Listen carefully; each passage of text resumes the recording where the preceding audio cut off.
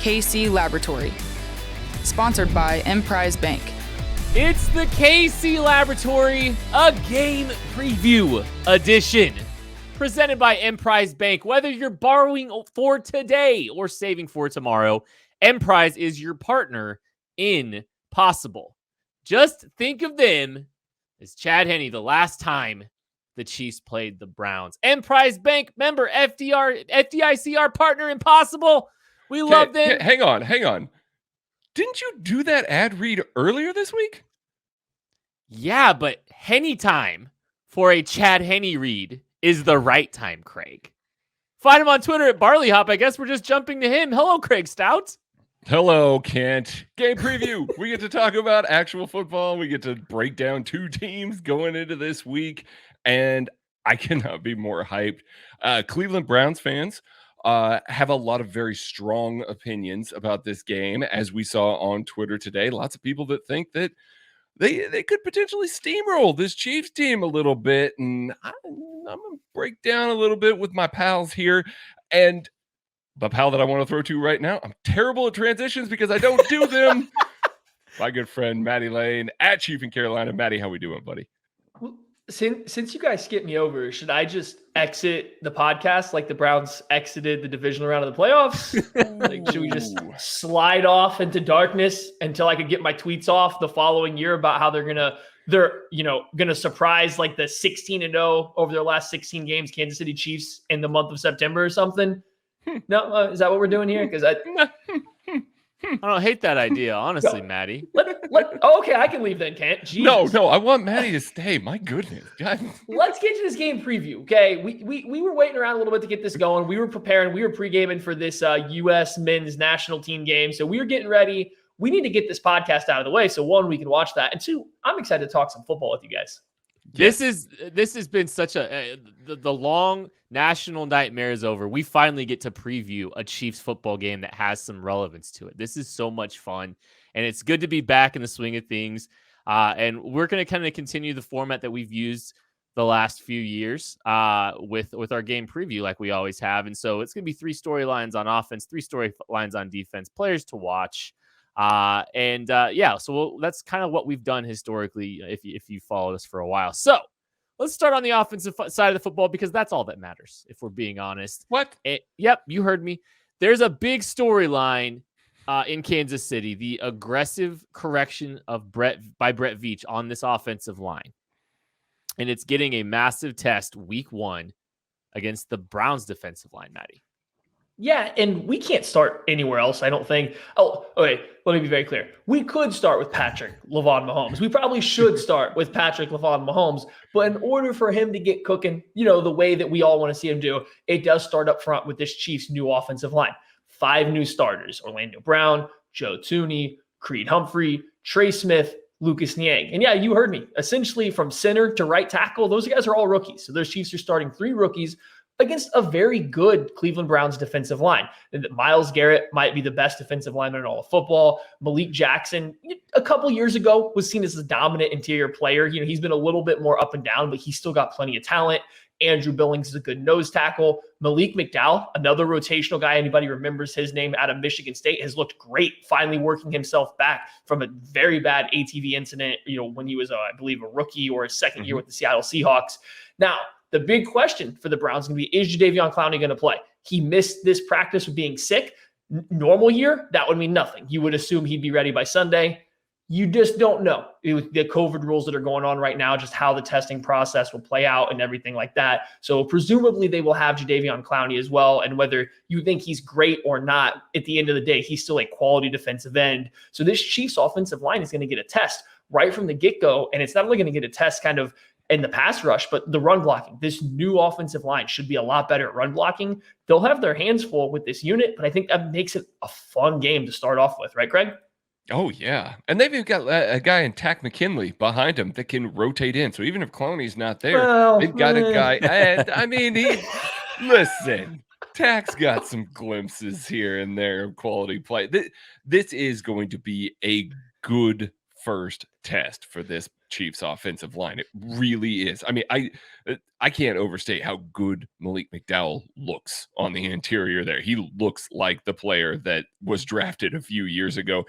His athleticism was never the problem. It looks like he's recaptured that a little bit. So they're going to have guys that they can rotate in against an offensive line that is playing their first true game together, not the preseason stuff, but the first true game together as a unit. I'm really excited. I think the Chiefs really went out, put a lot of time and effort and money and assets and everything into this offensive line. So we want to see a good result early. Unfortunately, this is a really good defensive line. So if you see some losses here and there, some, if Myles Garrett gets Orlando Brown or, Lucas Niang around the edge, it's going to happen a little bit, but you want to see them win more than they lose. You want to see cohesion. I think that those are the important things up front. It's obviously not going to start at a level that's going to be incredibly high. So you want to have a good baseline, good cohesion, and then build on this because you want to peak in December with this new offensive line. So really excited to see this early test, though.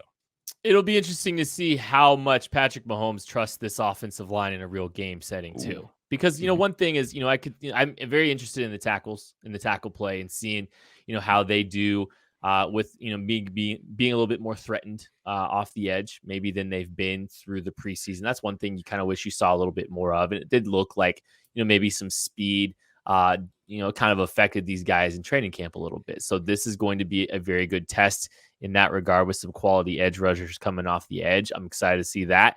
But Patrick Mahomes navigating, is he drifting too much? Is that going to become a problem? How's he negotiating the interior of the pocket? Is that pocket along the interior staying firm and he's confident stepping up into it? Those are things that I'm going to be paying attention to.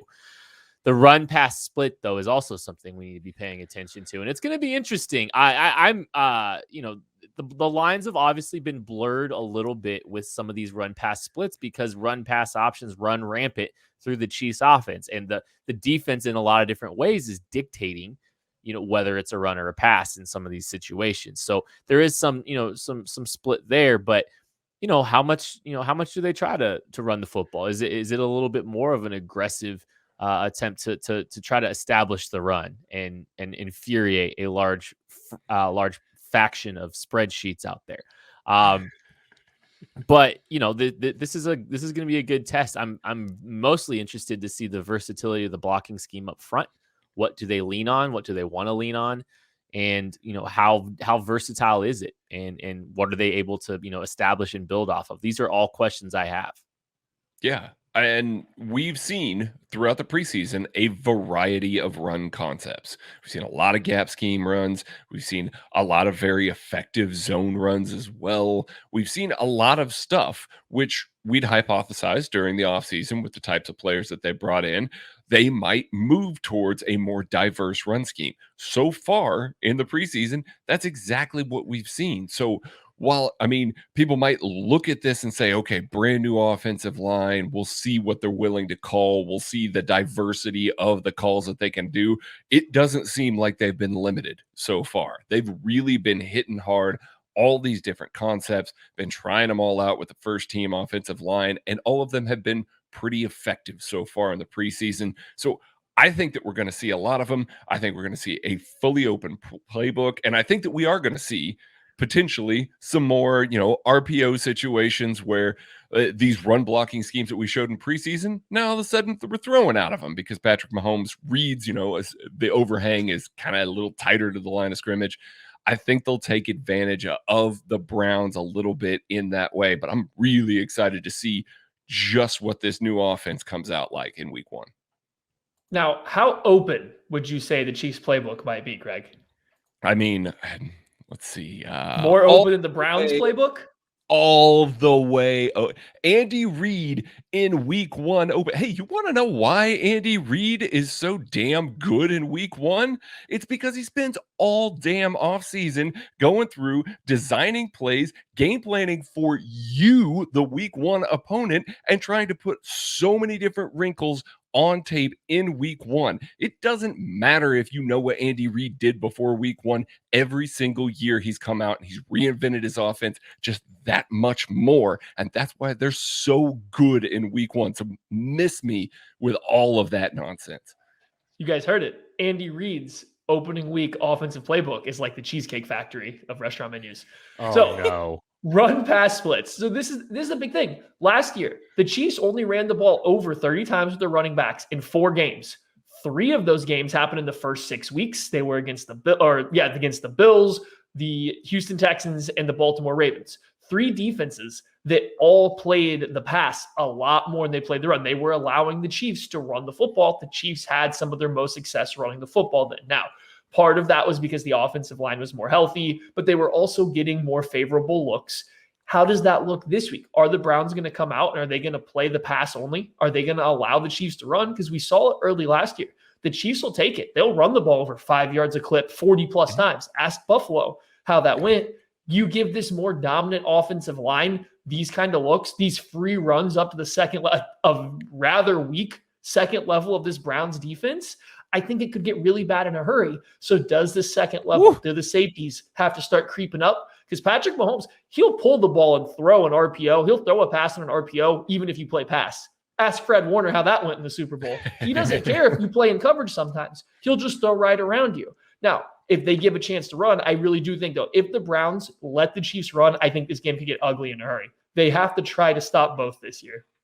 Well, some of the people that could be catching those RPOs are some wide receivers with some question marks around their heads. There's Tyreek Hill, and then there's a lot of question marks. A bunch of guys that haven't quite established themselves. And Maddie, this is a chance for guys like Byron Pringle, McCole Hardman, Demarcus Robinson to really take a step up in their career.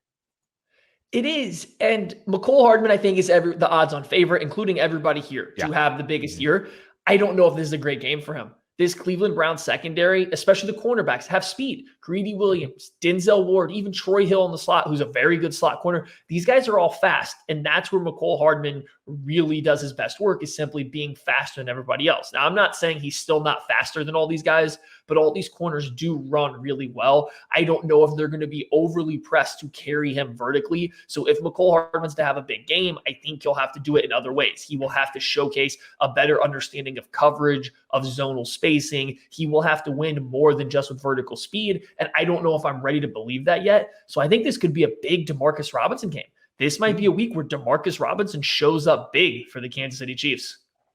I'm going to go the opposite of that a little bit. I think that McCole Hardman can win in the middle of the field against these safeties. Ronnie Harrison, John Johnson, Grant Delpit, Richard LeCount, none of those guys are blazers. So if they are able to get McCole Hardman passed off on a post route or something like that over the middle of the field, you might see him be able to take advantage of some poor angles from those safeties, maybe not being able to stay on top of that, especially with Tyreek Hill on the other side. It will be interesting to see, but somebody's got to show up. Now, you know who always shows up? It's our good pals at Macadoodles. They show up for you every single time you walk into one of their stores. They show up with great customer service, they show up with great selection, and they show up with terrific prices. They are your ex-wide receiver for your game day tailgate. You want to go there, you want to get all your booze, and you want to head out to Arrowhead. Now, unfortunately, currently, you have to drive a little ways to get to a Macadoodles to get to Arrowhead.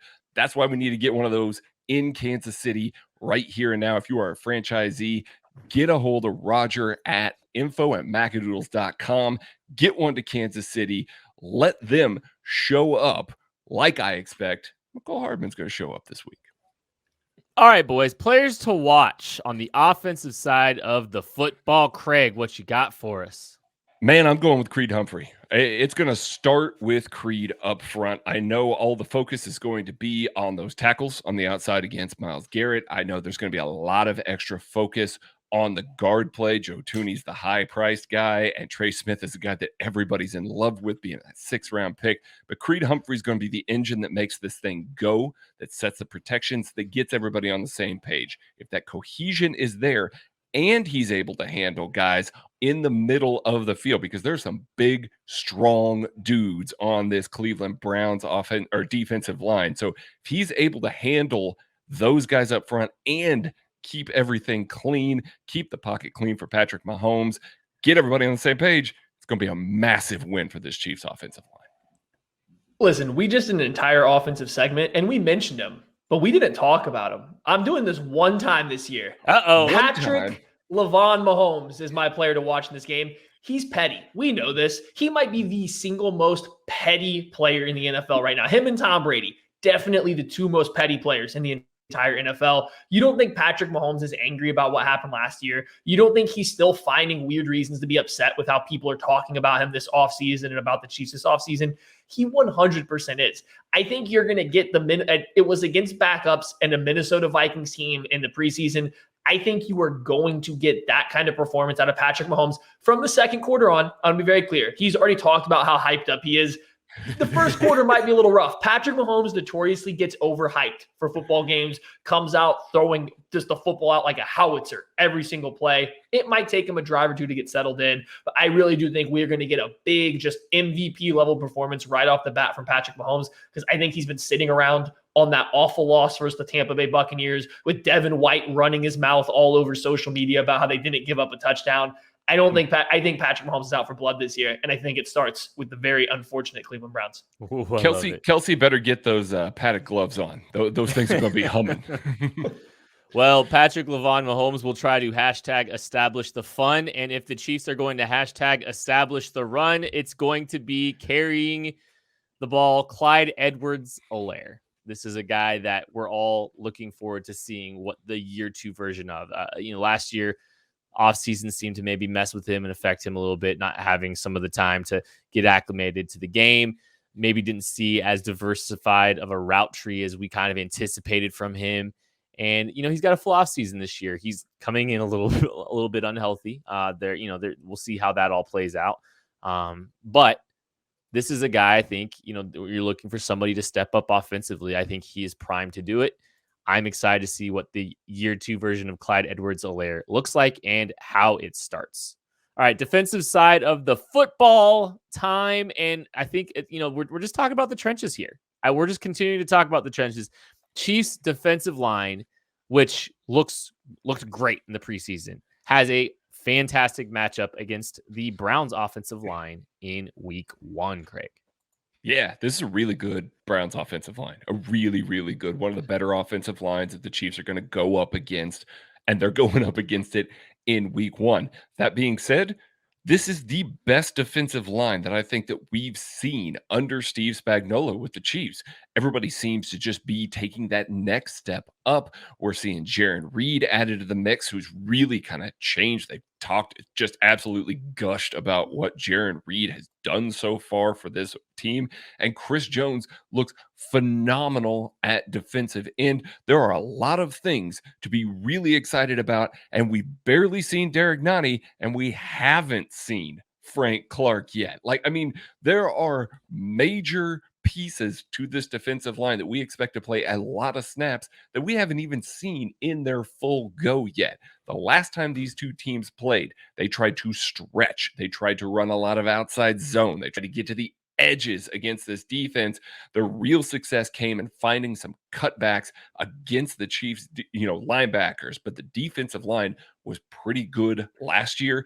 I feel like it's much better this year. So I expect this defensive line to really hold their own against the same Cleveland offensive line that they saw in the playoffs last year. So I think it's going to be a great win up front for the Chiefs.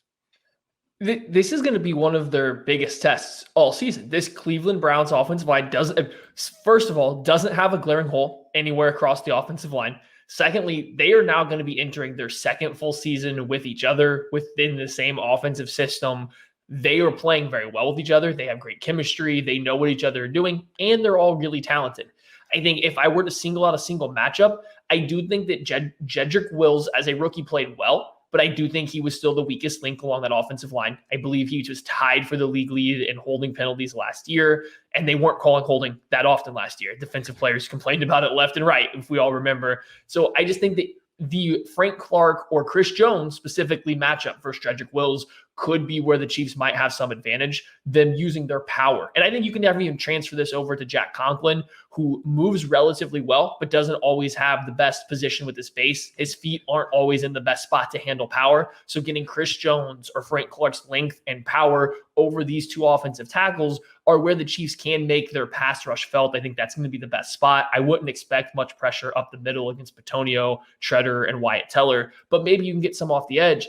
The biggest key will just be how these interior guys, how did Jaron Reed, Derek Nottie, Colin Saunders, how do these guys hold up versus the run up the middle? Can they eat up space? Can they hold their gaps? The Chiefs didn't do a great job against the Cleveland Browns in the playoffs in that regard, but they did it good enough that they weren't getting gashed left and right. They were making the Browns sustain drives. If you can do that again, if you can make the Browns have to sustain long drives with successful runs, you do have a chance. Yeah, it'll be interesting to see how the Chiefs play the Browns stretch game. And if you're in a stretch game for your budget on your engagement ring, a very special moment in your life, the best person to call is Hal at Ruback Fine Jewelry. He is a guy that is going to make your budget fit the ring. He does a great job of just working into the constraints that you give him. He's not trying to sell you on anything more than what you can do comfortably.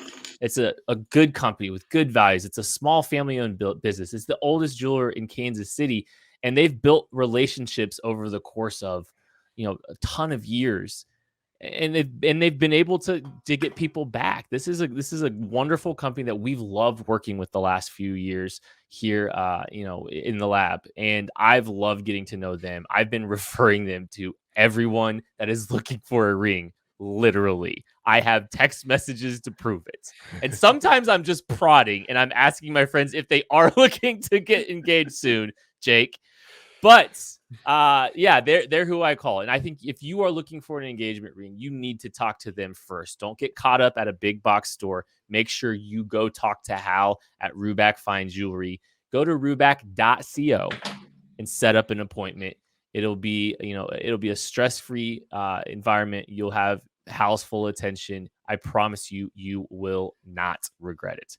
All right, the linebackers on this football team look a lot different than they did a year before. Some of the personnel is the same, but some of them look different.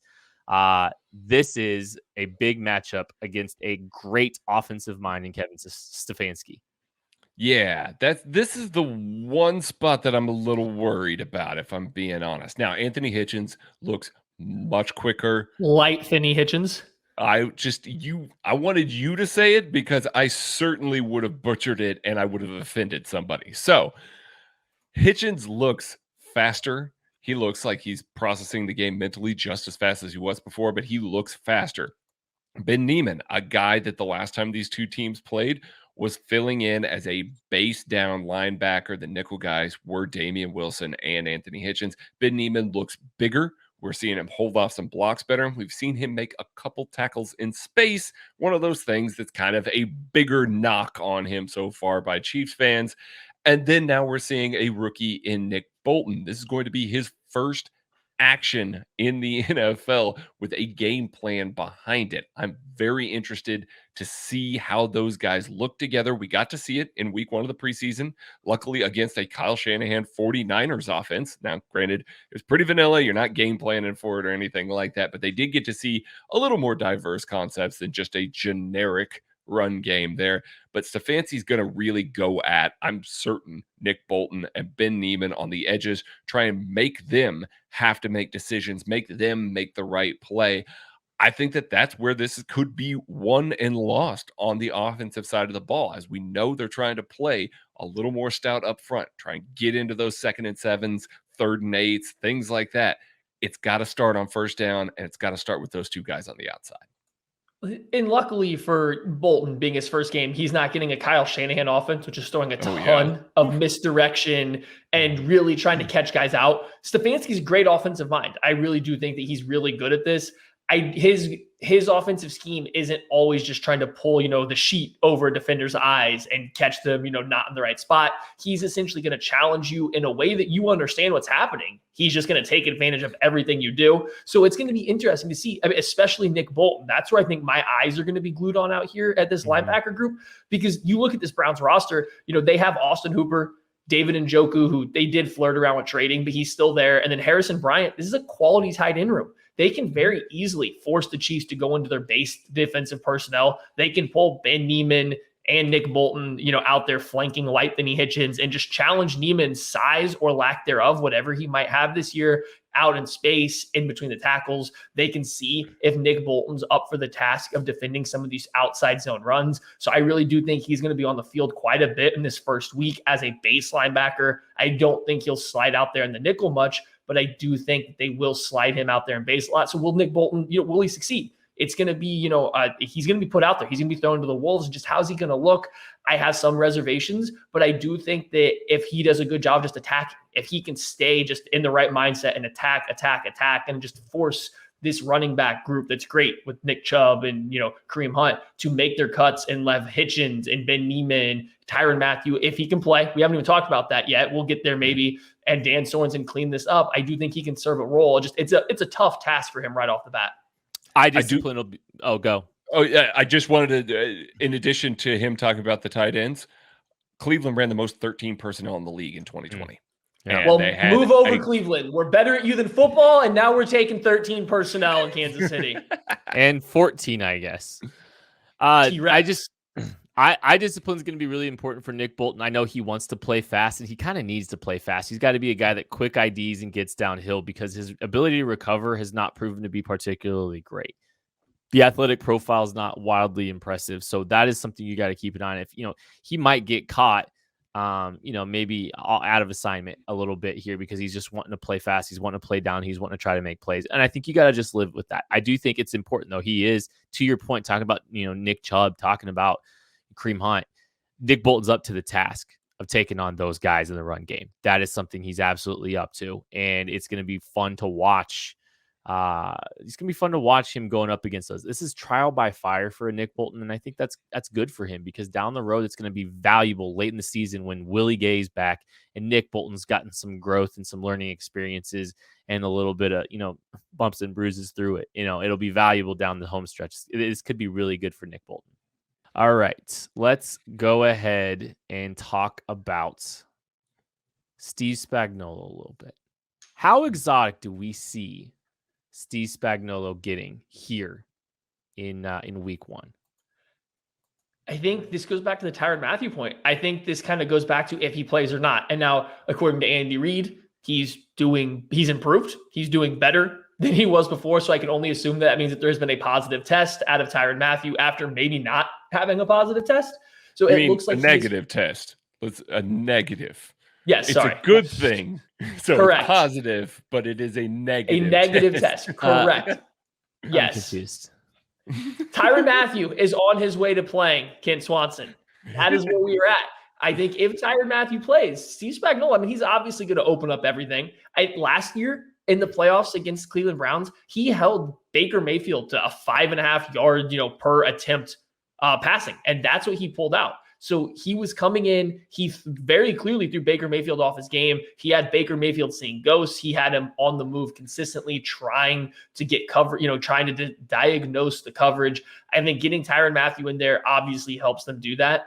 I do think Steve Spagnuolo, similar to Andy Reid, he's had all offseason to go out there and figure out what he wants to do. I think seeing Steve Spagnuolo come out in the preseason with so much cover zero, more cover zero than anybody runs in the preseason. He's doing these slot drop coverages. He's coming out and it looks like he's putting a lot on film in the preseason. I don't think so. I think Steve Spagnuolo is just scratching the surface of what he wants to do. I think those are staples. Cover zero, slot drop, cover two stuff. These are staples to Steve Spagnuolo. He is not coming out here with your typical Madden 2020 playbook. He is coming out there with all new stuff. I think the Browns really aren't going to be ready for this. Baker Mayfield seems to struggle when you do throw a lot of misdirection at him. I think this is going to be another game similar to that playoff game where Baker Mayfield just has a hard time trying to understand what's going on because of everything Spagnuolo puts out there. I think we're going to see quite a few run blitzes. I think we're going to see stuff to get the Chiefs into advantageous situations. Like Matty said, Steve Spagnuolo pretending he's Wink Martindale right now. Like he really is. He spent the entire preseason just saying, you know what? Screw it. We're running more cover zero, bringing the heat against these young quarterbacks. So I do think that a lot of the stuff that we saw is stuff that we saw all throughout last year and the year before. So I do think that it's going to be more diverse stuff that's going to happen. Now, obviously, you need Tyrann Mathieu on the field to be able to do that. Like you're not going to be adding extra to the plate of Juan Thornhill and Armani Watts in those schemes. Not to say that they can't handle it, but there's a trust level, and Tyrann kind of covers up some stuff just in the way that he's positioned, the holes that he drops in, things like that. So I do think that you need Tyrann Mathieu to do a lot of that stuff, but I think we're going to see a lot of advantageous situations, and Steve Spagnuolo just blitzing the hell out of Baker Mayfield and trusting that this cornerback group, that safety group behind him, can really take care of some of the stuff that Baker Mayfield likes to do, knock him off his game like he did in the playoffs, and really profit. Because if they're going to give up runs, I mean, they gave up 5.3 yards a carry to both, Chubb and Hunt last year in the playoffs, and it didn't matter. It really didn't matter. So I think that they'll give up that run if they need to, especially later in the game, and just really make sure that they keep Baker Mayfield in check. And hey, it's year 3 of Steve Spagnuolo. This group is a lot more accustomed to what he does, and this program's been pretty well established. And I think even you notice that with Anthony Hitchens. I think the fact that he's playing as fast as he has in the preseason and how he started to play a little bit faster late last year, I think that's a representation of this system kind of being well established with this group. So there's probably a little bit less of a learning curve every year, the ability to maybe get a little bit more exotic and do a little bit more early. And I think that's the case here. I think Steve Spagnuolo will be in his bag when he needs it. All right, players to watch on defense. Craig, what you got? Okay, my player to watch this week is Ben Niemann. I swear, come back. No, come back. I promise. Hit me with it. It's Ben Niemann. Listen, I'm going to say this. Ben Niemann has a chance to erase some narratives this season. He really does. Ben Niemann is probably going to get 100% of the linebacker snaps this week. He's going to be your dime linebacker. He's going to play in the nickel next to Anthony Hitchens, and he's going to play in the base. So Ben Niemann is the guy that you're going to see the most on the field. And through the preseason, he looks like the best version of himself. Now, that's not necessarily a top-tier linebacker, and, I don't think anybody expects him to be a top-tier linebacker. But if he's making plays, if he's able to clean up some of the things that we have seen be problematic in the past that aren't necessarily athleticism related, then all of a sudden, I think you'll see Chiefs fans appreciating him just a little bit more. This is the start of it, and that's why I wanted to cover him in week 1. Because this is it. If he comes out and he looks good against the Browns and he makes plays against the Browns, we might be talking about this as a Ben Niemann year, kind of revitalizing his view within Chiefs fans a little bit. But I'm really curious to see what this bigger, stronger version of Ben Niemann looks like against this tight end group, against this offensive line. So a true Niemann season, according to Greg Stout here. Niemann season, baby.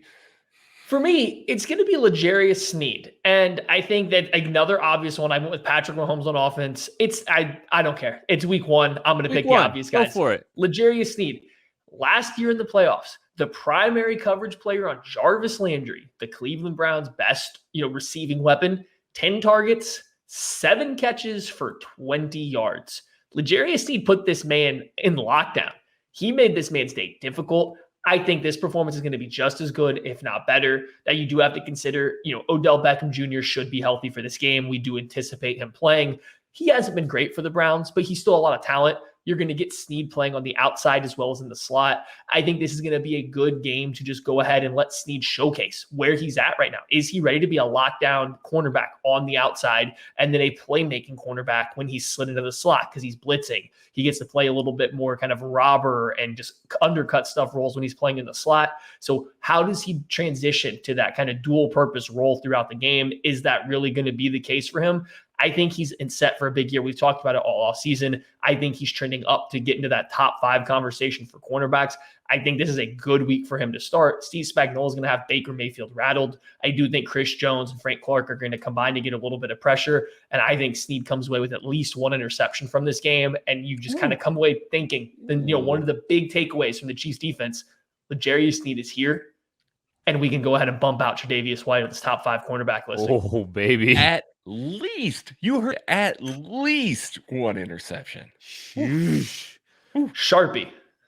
Wow.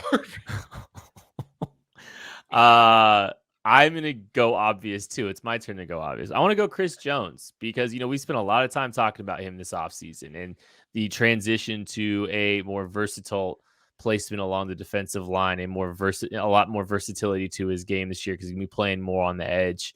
This is our first look at what it looks like in a real setting. I mean, we saw it against the Titans a couple years ago. He wasn't exactly prepared for that. Here we are.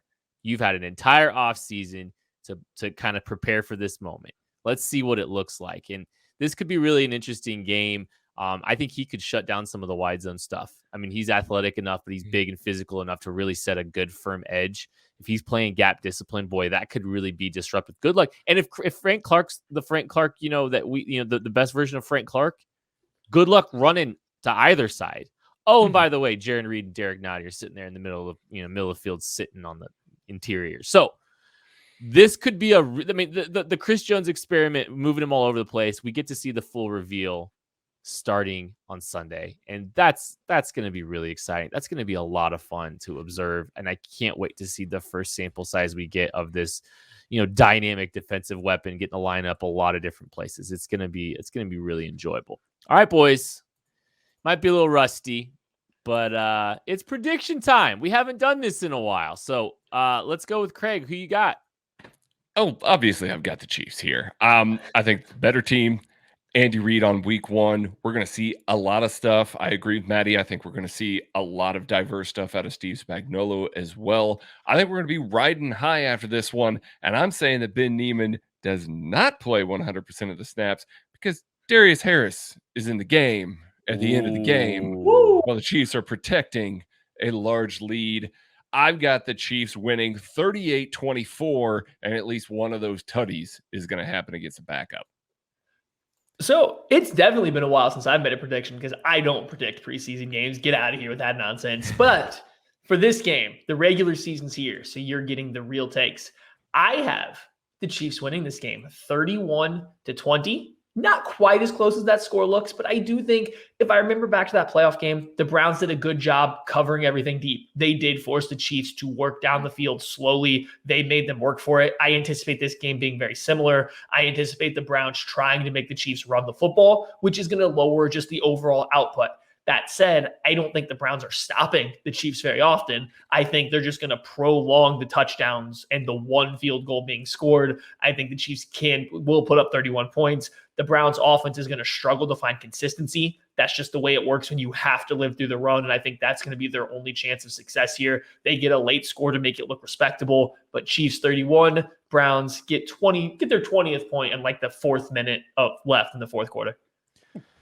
So the Chiefs are kind of boring, and everyone. Hello? Just wait a second. Look, everybody just expects great things of this football team, and they have, because they are the best team in football, and they've been the best team in football the last 2 years, and I think they're the best team in football again.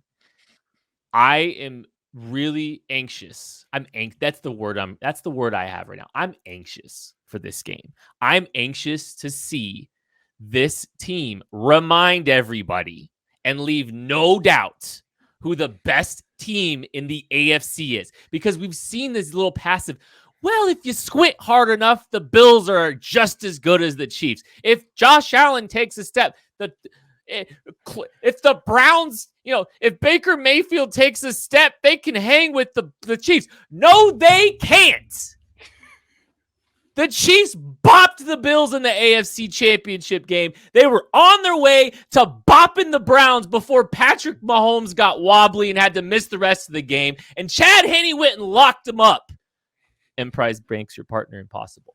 I cannot wait to see the angst and the aggression that the Kansas City Chiefs come out with after having listened to the Tampa Bay Bucks run their mouths all offseason. The reminder starts Sunday in a 38-20 win for the Kansas City Chiefs. And I'm with Maddie. It's not that close. We will talk to you next week after a Chiefs win. Catch you later.